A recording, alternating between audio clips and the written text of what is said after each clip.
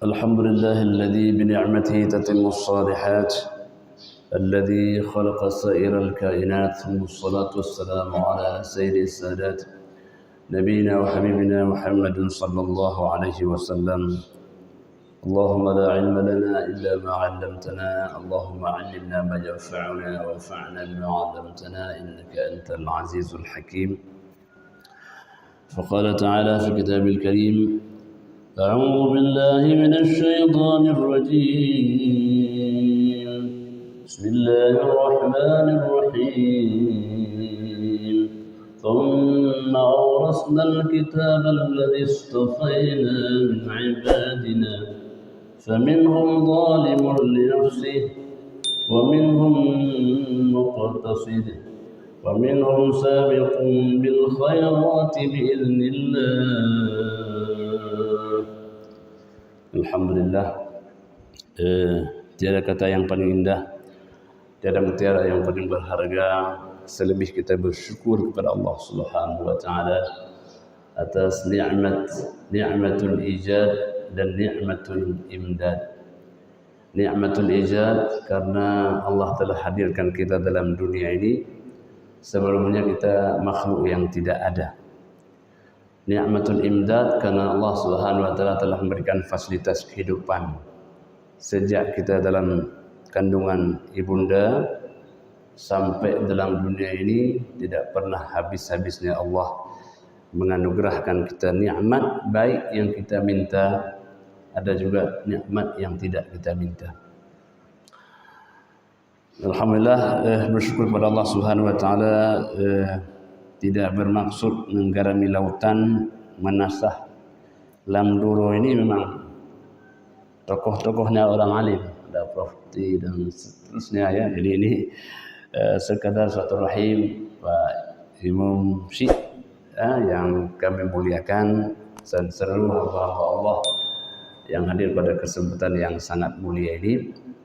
Karena sebenarnya kami dari Tanjung Selamat, jadi ini datang kepada tetangga. Hamba Allah yang dimuliakan oleh Allah Subhanahu wa taala,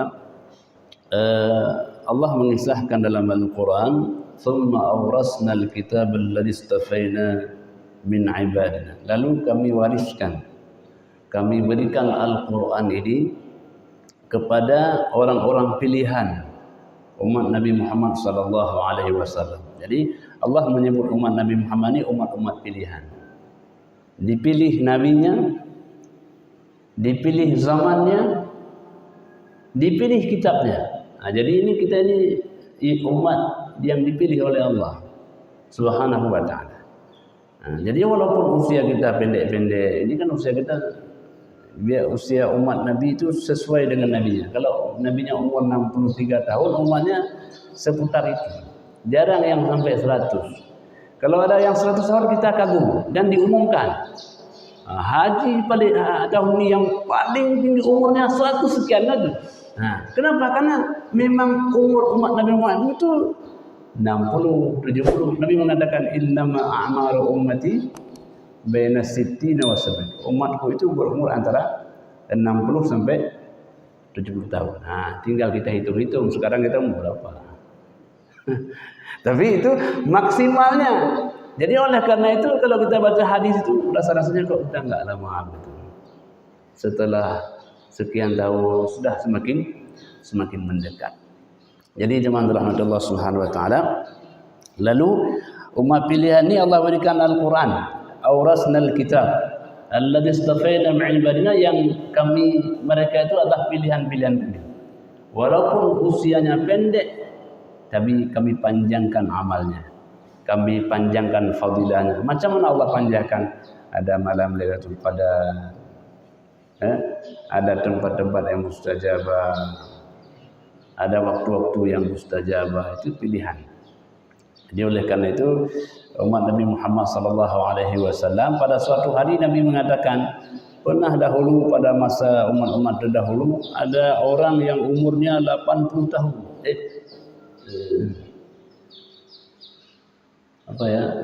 Ya 80 tahun. Jadi dia dalam usianya itu, kalau siang dia berpuasa, kalau malam dia bertahajud. Ya, jadi sahabat-sahabat fikir ini kita ini kapan usia panjang seperti itu. Ya. Maka turunlah malam Lailatul Qadar agar walaupun kita usia pendek, tapi Allah panjangkan umur kita. Allah panjangkan amal kita. Jemaah rahmatullah subhanahu wa ta'ala, Allah mengatakan ketika Allah turunkan Al-Quran ini kepada umat ini, maka umat Nabi Muhammad ini terbagi menjadi 3 tingkatan. Yang pertama apa? Faminhum zalimun li nafsihi. Ada umat Nabi Muhammad, umat yang zalim kepada dirinya. Umat yang tidak pandai untuk membantu dirinya. Umat yang lalai dengan maksiat. Dan ini termasuk golongan yang banyak. Jadi golongan yang banyak itu adalah golongan yang zalimun li nafsi. Waktunya, usianya, kesempatannya. Allah berikan kesempatannya sama, tapi dia tidak pandai menggunakan kesempatan. Kalau orang lain tidak cukup waktu, dia tidak tahu kerja apa. Ini kita mau kerja apa? Tidak pun. Orang lain tidak cukup waktu, dia tidak tahu kerja apa. Ini zalimun li nafsi. Hanya dulu ya. Jadi jemaah rahmatullah, golongan-golongan ini adalah golongan orang yang menyia-nyiakan kesempatan, yang menyia-nyiakan umur.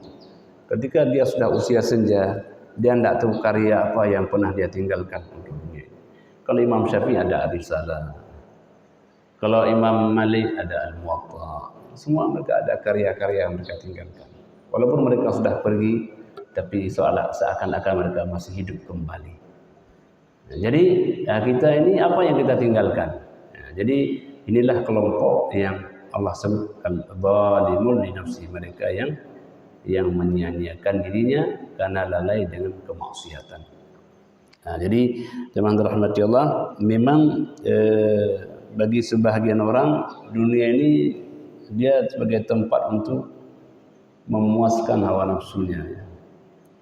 Jadi kalau kita salat subuh ini kan berat. Bagi sebagian orang lebih enak tidur. Lebih enak dia menikmati dunianya. Yang kedua adalah wa minhum muqtasid. Ada kelompok yang kedua al-muqtasid. Al-muqtasid itu apa? Orang yang pertengahan. Kalau salat wajib saja ya. Bayang 5 waktu. Kemudian puasa Ramadan, tidak ada amal-amal yang sunnah. Selesai salat langsung pergi. Ini namanya muqtasid. Anak yang sunnah ada mewajib lebih. Maksudnya merasa bahwa dia tidak perlu banyak-banyak, yang penting kali tembang 5 waktu sudah puasa dah selesai. Ini muqtasid, golongan yang tidak melebih dia. Untuk akhirat itu dia tak mau repot-repot. Jadi orang-orang seperti ini orang-orang pertengahan. Ya, jadi orang pertengahan ini apa? Orang-orang yang nanti juga akan menyesal hari kemudian. Kenapa? Walaupun dia masuk surga, dia bilang, saya sebenarnya dulu itu bisa seperti itu. Saya ada kesempatan sholat sunat, ada kesempatan tahajud. Malam saya bangun, cuma saya enggak sholat, tidur lagi.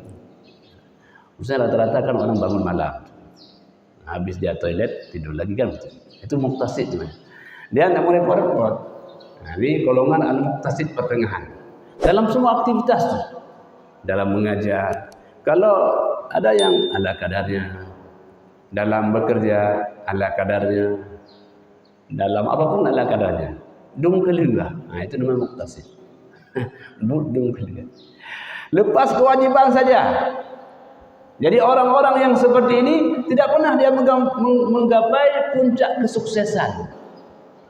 Tidak akan dikenal namanya, tidak akan dikenal karyanya, karena tidak ada kesungguhan dalam hidup. Ini muqtasid. Orang ibadah ala kadarnya. Kalau salat Fatihah saja, yang ini kan Fatihah sunat, yang lain kan sunat. Fatihah saja, doa-doa enggak. Ya, ini namanya muhsin. Ya. Tetapi Allah mengatakan masih ada satu golongan lagi, golongan yang paling hebat adalah wa minhum sabiqun bil khair. Orang yang berlomba-lomba, dia iri akan kebaikan orang lain. Nah, ini kalau Prof T punya buku, saya ingin juga punya buku itu. Ingin berlomba-lomba.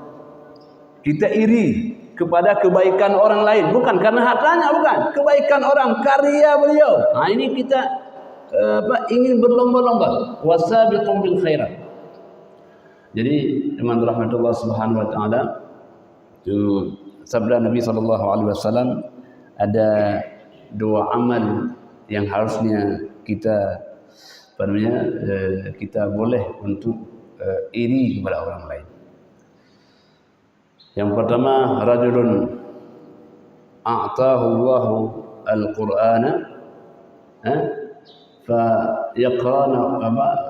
yaqra'uhu ana al-laili wa atraf an-nahar. Kama qala Nabi, pertama orang yang Allah berikan kepadanya Al-Qur'an. Dan Quran itu dia baca siang dan malam. Jadi itu kita boleh iri kepada orang itu. Karena orang yang ada Al-Quran dalam hatinya, dia adalah ahlullahi fil ardi. Dia keluarga Allah dalam dunia ini. Jadi, lillahi fil ardi ahlun. Dalam dunia ini Allah ada keluarganya. Siapa keluarganya? Ahlul Quran. Orang yang ahli dalam Al-Quran. Ada Quran dalam dadanya. Dia mampu untuk menyampaikannya, dia mampu untuk menguasainya, dia mampu mengamalkannya. Dia adalah keluarga Allah. Disebut oleh Nabi apa? Ahlullah, keluarga Allah. Jadi oleh karena bahagialah kita punya anak, punya menantu, mereka adalah keluarga Allah. Kenapa? Satu, mereka memayungi keluarganya yang lain. Ini ahlullah. Di suatu hari nanti orang, ketika anak-anak yang lain lari daripada orang tuanya, dia justru mencari orang tuanya. Yauma yafirrul mar'u min akhihi wa ummihi wa abihi wa sahibatihi wa banihi. Likulli imri'in minhum yawma idzin sya'nun yughnihi. Di hari itu orang akan lari menghindar dari saudaranya, dari istrinya, dari ayahnya, dari emaknya. Tetapi yang anak-anak ahlul Quran ini, dia akan cari orang tuanya, dia pakaikan mahkota kemuliaan. Ini yang luar biasa. Mungkin itulah oleh-oleh yang terbaik seorang anak untuk orang tuanya. Kalau dia kaya, tak akan sampai kepada kita. Kalau dia populer, mungkin tak akan sampai kepada kita. Tapi kalau dia punya Al-Quran dalam hatinya, itulah oleh-oleh yang luar biasa yang boleh orang tuanya menikmati di yaumul mahsyar kelak. Maknanya aku dah bikin idhad mah. Kan tak banyaklah yang dalam dunia ini kan kita sederhana saja. Karena kita selalu berfikir visioner kita adalah masa depan. Yang kedua adalah warajulun a'tahu Allahu malan fa anfaqahu ana al-laili wa atrafan nahar. Yang kedua yang boleh ini adalah orang yang Allah berikan kepadanya harta, dan harta itu dia infakkan siang dan malam. Mudah sekali keluar hartanya. Nah, kami pernah punya pengalaman. Jadi itu beliau bilang, jangan bilang-bilang dari siapa ya. Saya jangan ditulis nama hamba Allah saja tulis. Jadi angka-angkanya memang luar biasa. Masya Allah. Jadi jemaah rahmati Allah, orang-orang yang seperti ini patut untuk kita menjadikan iri kepada beliau. Dan kata beliau, setiap kali saya berikan infak itu, setiap kali saya ditambahkan oleh Allah. Saya merasakan begitu. Jadi jemaah rahmati Allah, dua hal ini yang kita boleh iri, yang disebut dengan al-ghibtah. Al-ghibtah itu adalah iri terhadap kebaikan-kebaikan orang lain. Ya, orang tahajud, kita iri, Allah mentahajud. Nah, itu ada orang enggak merasa iri dia. Harus iri terhadap kebaikan orang lain agar kita berlomba-lomba. Dalam hal akhirat itu berlomba-lomba. Maka dalam dalam hal dunia, lihatlah ke bawah. Di dalam hal akhirat, lihatlah ke atas, karena akhirat itu adalah nikmat yang tidak pernah berakhir. Jadi jemaah rahmatullah subhanahu wa ta'ala, nah inilah kelompok, cuma hanya saja kita melihat kita berada pada yang mana. Nah, yang satu zalimun li nafsihi, orang yang mengabaikan kehidupan dunia ini. Jadi orang ketika meninggalkan dunia ini, umpama kita musafir, kita kan mungkin ada orang kampungnya entah di mana, ya. Tapi kalau sudah mau lebaran pulang kampung. Tapi kalau kita sukses pulang itu beda, cara pulangnya beda, lebih gagah gitu, ya.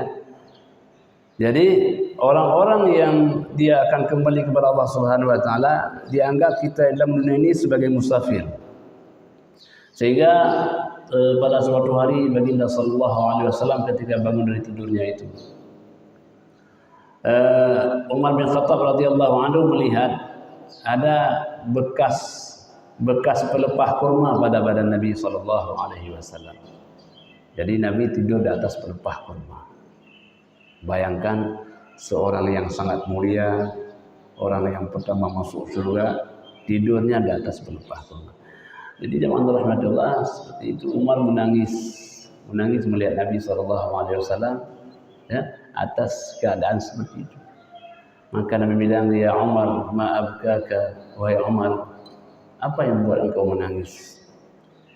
Kata Umar, mali la abki ya Rasulullah, bagaimana saya tidak menangis wahai Rasulullah? Saya melihat Kisra tidur di tempat yang empuk. Engkau ya Rasul orang yang tidak boleh masuk surga sebelum engkau masuk dalamnya, tapi kau tidur di atas pelepah kurma. Masih nampak kan nempel dia bentuk pelepah kurma pada badannya itu. Nabi bilang, ya Umar mali wa dunya, Umar apalah saya dengan dunia. Illa karahil, seperti orang yang musafir berteduh sebentar di bawah pohon, kemudian saya pergi akan meninggalkannya. Jadi jemaah rahmatullah, begitulah Nabi memberikan umpama kepada kita agar orang harus menjadikan dunia ini sebagai ladang menuju akhirat. Dunia tidak untuk dunia, tapi dunia untuk menyeberang kepada akhirat. Maka oleh karena itu jemaah rahmatullah, kita punya anak, kita punya istri, kita punya suami, kita punya harta, semua ini harus menjadi fasilitas yang menghantarkan kita kepada rahmat Allah Subhanahu wa taala. Jadi itulah sebabnya maka kalau orang kaya, maka kaya itu adalah jembatan menuju akhirat. Maka Nabi mengatakan, zahaba ahlud dusur bil ujur. Pergilah orang kaya dengan segudang pahala. Ya, orang kaya ini dia masuk surga dengan pintu hartanya. Orang miskin dalam bentuk amalnya, dalam bentuk kesabarannya, dalam bentuk keridhaannya. Jadi orang kaya itu dalam bentuk hartanya ada Utsman, ada Abu Bakar, ada Abdurrahman bin Auf. Kalau orang miskin ada Ali bin Abi Thalib, ya, ada Ammar bin Yasir. Mereka sama-sama masuk surga, tapi dalam pintu yang berbeda-beda. Maka oleh karena itu orang miskin ada pintunya, orang kaya ada pintunya. Bahkan yang paling banyak masuk surga orang miskin. Kenapa? Karena orang miskin ini tidak banyak pertanggungjawaban. Anak baklun cangkui nak tahu apa dia. Nak cangkui itu ada. Tapi kalau macam-macam ada A B C, dari mana? Min aina tasabahu wa fima anfaqahu, kan dari mana kau peroleh dan ke mana kau habiskan. Tapi orang miskin mau tanya apa tidak punya ada. Ada rumah satu roboh, satu lagi. Nah, jadi oleh karena itu apapun yang Allah berikan itu harus menjadi fasilitas menuju akhirat, menuju Allah Subhanahu wa taala. Maka oleh karena itu bagi seorang Sulaiman alaihissalam, Nabi Daud alaihissalam, mereka menjadikan harta benda ini memang sarana menuju akhirat. Pada suatu hari beliau punya punya kuda. Kuda beliau dulu kan kalau orang kaya itu memang kuda yang paling bagus. Sampai sekarang mungkin kuda itu masih andalan yang luar biasa. Kuda. Jadi beliau itu kalau sudah sore itu bersihkan kuda, mandikan kuda, karena inilah mobil termewahnya lah.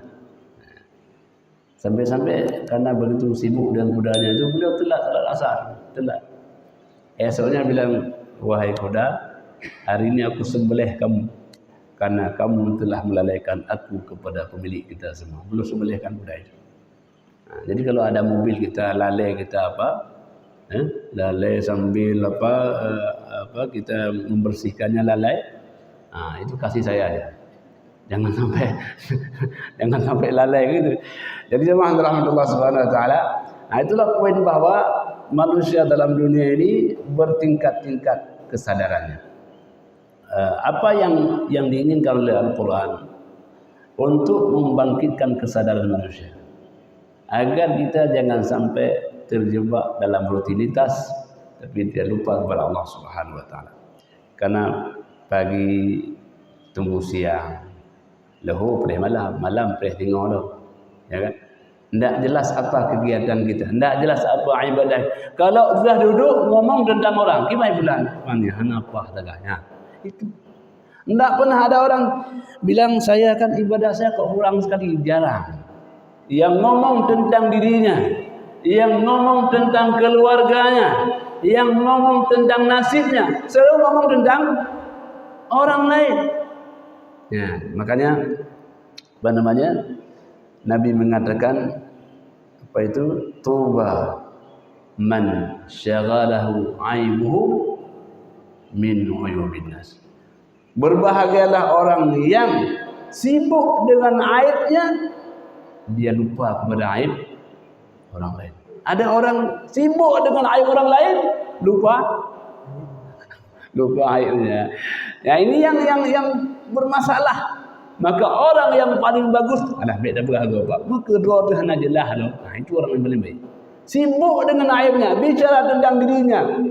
Banyak ibadah yang kurang, banyak salat sunnah yang lalai, banyak malam bangun tak tahajud, itu yang dia bicarakan.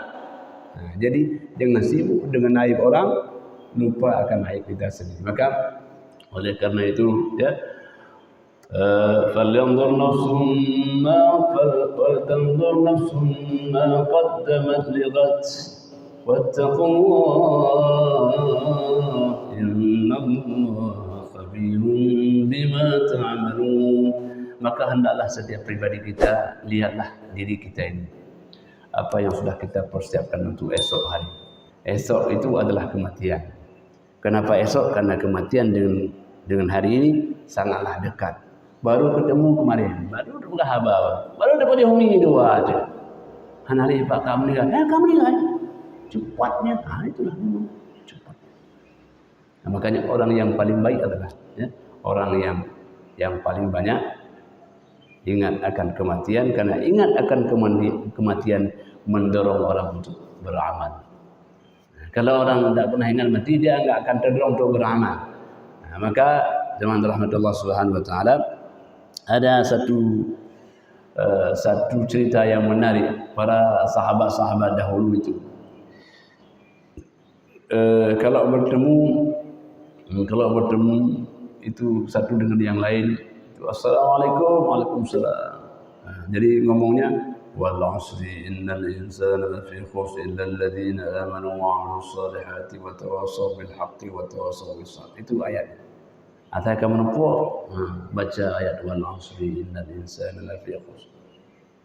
Maka kata Imam Syafi'i, andai kata Al-Quran turun hanya surah wal 'asri, cukuplah surah itu untuk memandu manusia mencapai kebahagiaan.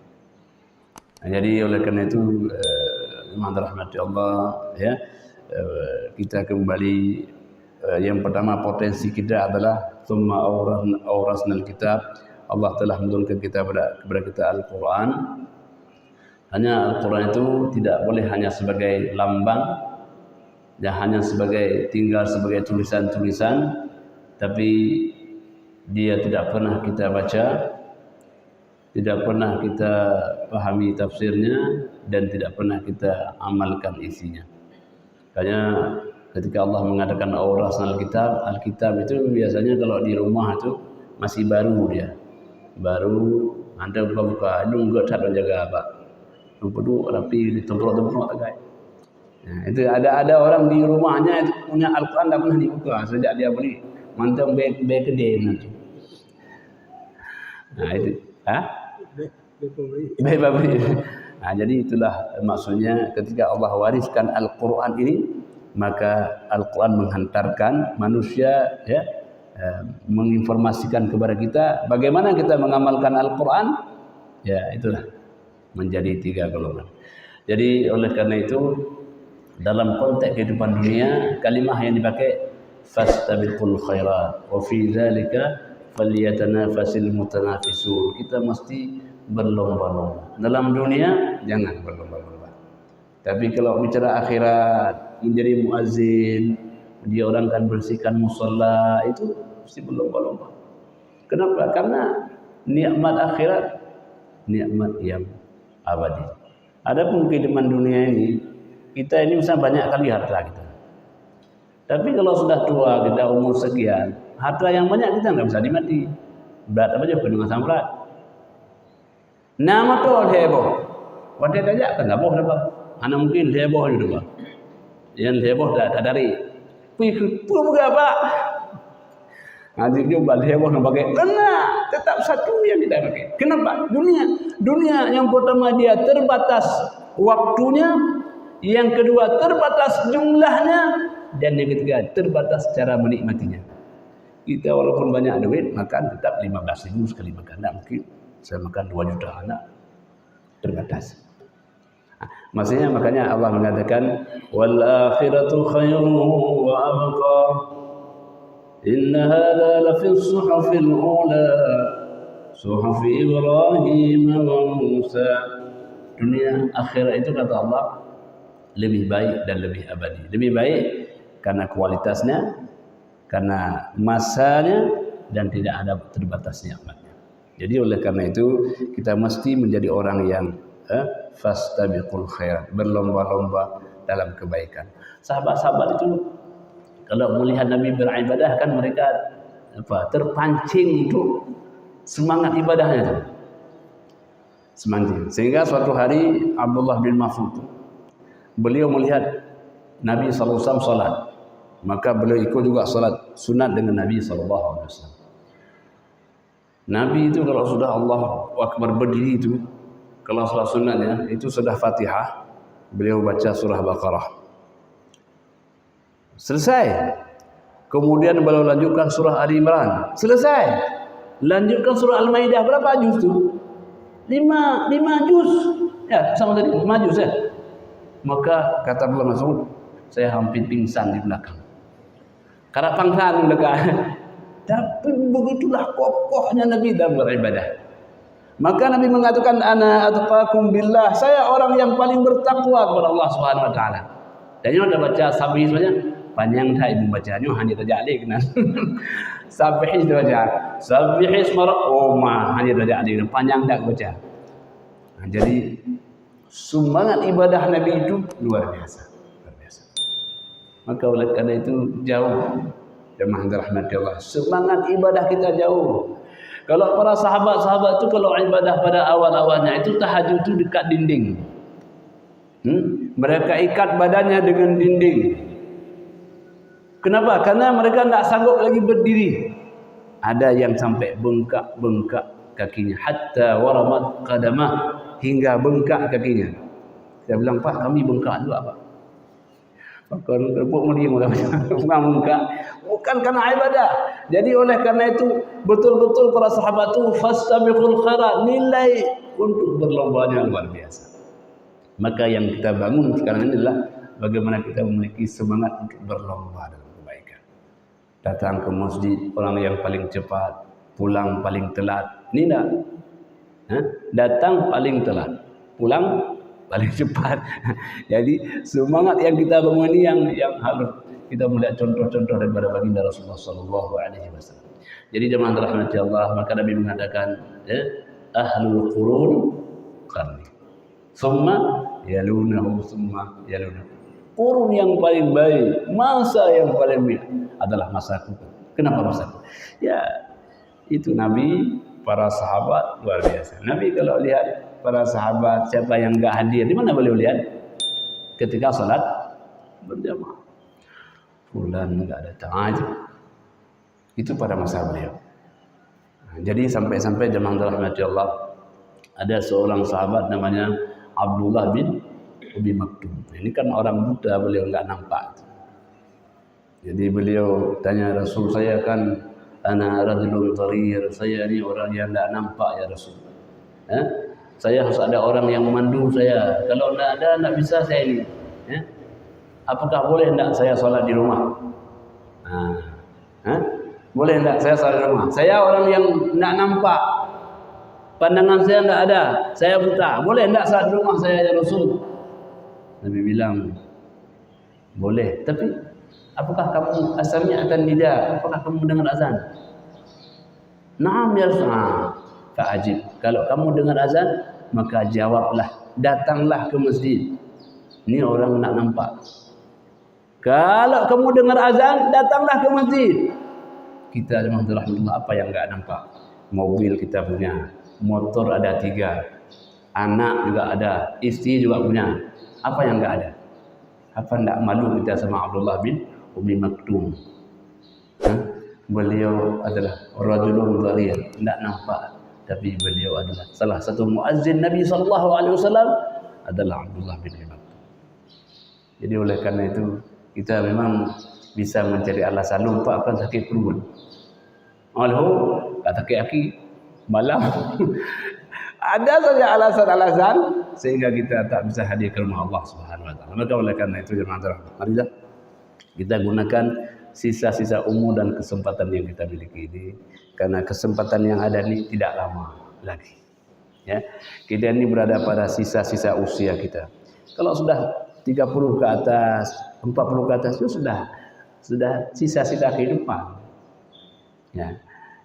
Kalau kita umur 2 tahun masih banyak, tapi kalau sudah 30 ke atas itu kita berada pada sisa-sisa kehidupan. Maka oleh karena itu orang yang paling baik adalah orang yang mampu menggunakan sisa-sisa kehidupannya. Kalau bahasa penelitian itu kesimpulan. Walaupun bagus sekali, kesimpulan tidak bagus, mesti tidak bisa. Jadi oleh karena itu, jemaah rahmatullah subhanahu wa ta'ala, mana bukti orang disayang oleh Allah? Mana bukti? Ya, Nabi mengatakan, "Idza aradallahu bi'abdin khairan yasta'milu." Tanda orang disayang oleh Allah apabila Allah ingin seseorang itu kebaikan, yasta'miluhu qabla mauti, Allah akan menggunakan ia sebelum dia mati. Tanda orang disayang oleh Allah, Allah akan manfaatkan, gunakan dia sebelum kematiannya. Sahabat bertanya, "Wa kaifa yasta'miluhu ya Rasulullah?" Apa maksud Allah menggunakannya wahai Rasulullah? Nabi bilang, "Yuwaffiqu ila 'amal khairi qabla mauti." Ya. Jadi maksud Allah menggunakannya, Allah akan memberikan taufik kepadanya untuk berbuat kebaikan sebelum waktu-waktu jelang ajalnya. Jadi waktu hendak meninggal itu, Masya Allah, ibadahnya, puasa. Dulu hendak tentu kuat. Tapi waktu itu hendak meninggal itu, setahun, 2 tahun itu, luar biasa. Jadi ini namanya Allah menghendaki kebaikan kepadanya. Jadi karena kematian sesuatu yang kita tidak tahu kapan adanya, maka kita mestilah memperbanyak kebaikan-kebaikan itu. Kita mampu menahan kejahatan, kita tinggalkan riba, namimah, ngupah, celah, kita tinggalkan, tidak berpindah kepada hal-hal yang baik. Dan yang paling penting juga dalam hidup kita ini, kita selalu bermohon dimaafkan oleh teman-teman kita, sahabat-sahabat kita, dosa-dosa riba, namimah yang pernah kita mungkin perbuat sehingga tidak menjadikan jalan dalam kehidupan dunia dan akhirat kita. Demikianlah apa yang dapat kami sampaikan, hanya kepada Allah sajalah kita akan kembali. Hadanallahu wa iyyakum ajma'in. Wassalamualaikum warahmatullahi wabarakatuh.